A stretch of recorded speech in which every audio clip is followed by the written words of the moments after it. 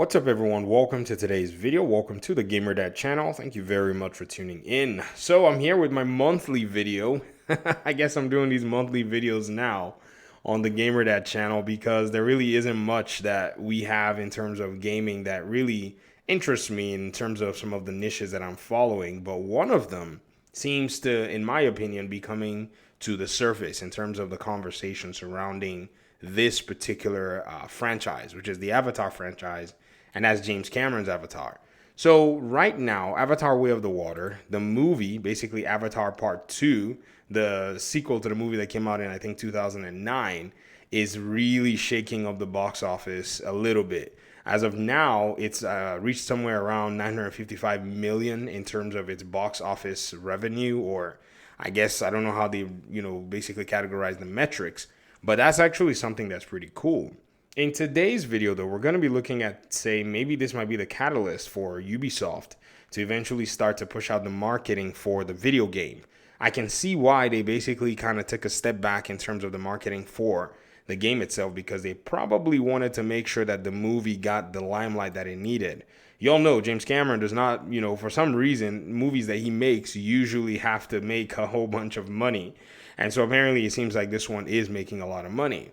And another thing that's really come into full perspective, in my opinion, is the fact that you can actually go and add this to a wish list on the Ubisoft, store. They haven't moved to the pre-order side yet, compared to, say, the Assassin's Creed game that's coming soon. That one, when you go on the Ubisoft store, Uplay, or wherever it is you buy your Ubisoft games, you'll notice that you can actually pre-order that, even though that only has a placeholder date for the year 2023. Avatar: Frontiers of Pandora did have a 2022 initial release date, but that was overall delayed. And the word on the streets, this is not confirmed by anyone that we know, but just, it's talk across the board that the game is actually completed and they were just waiting for the time that, they needed to basically go ahead and start doing their marketing. So these are some of the more pertinent issues that actually do surround this particular franchise as of now. For those who may or may not know, who may be wondering, say, potentially what this particular game is about, it's going to be a first-person game. It's going to be set in a huge open world. It's being developed by Ubisoft Massive. So for those of you who don't know what Ubisoft Massive is, this is actually a studio that is under Ubisoft that's pretty much been in the shadows for the longest time. They worked on Far Cry 3 back in the day. They worked on Tom Clancy's The Division 1 and The Division 2. And right now, their big project is this game in particular, which is Avatar: Frontiers of Pandora. And if you notice, they basically use only necessary cookies. They've come to the point where, they're making it on the Snowdrop engine. They're actually pretty much holding back on a lot of their marketing. The last time we got to see the game was at a Ubisoft Forward event for 2021, I think. And that's where we got that announcement that, we were going to be getting that particular open world. And if you notice the job openings, surrounding this particular game compared to a few, I won't say a few, I would say maybe a sizable number of months ago, like 12, 18 months ago, is actually very minimal right now. If you notice, you only have 2 openings, a lead VFX artist. I'm thinking potentially somebody that's going to be doing a lot of like trailer stuff, and, look at someone that's actually working on project management, a feature producer.